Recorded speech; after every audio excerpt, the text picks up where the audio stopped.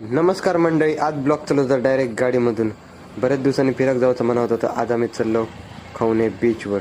खवणे बीचवर येऊ 2 ठिकाणावरून मार्ग असत, एक वेंगुर्ल्याहून आणि एक कुडावरून. तर आम्ही चाललो पुढे.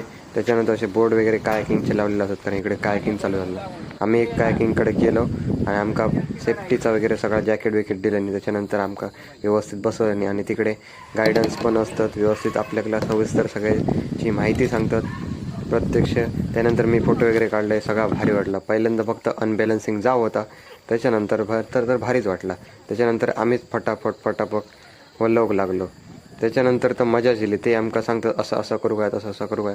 त्यानंतर आम्ही गेलो कांदळवनामध्ये. कांदळवनामध्ये तर एकदम फोटोशूटसाठी जबरदस्त लोकेशन असं. थंयसर गेलो तर एकदम भारीच वाटाक लागला. असं नजारा बघून तर एकदम मन प्रसन्नच झालं. असं नजारा बघूचं तुमका असलो मित्रांनो तर तुमका एकदा ना एकदा कायाकिंगसाठी तर येऊकच आहे.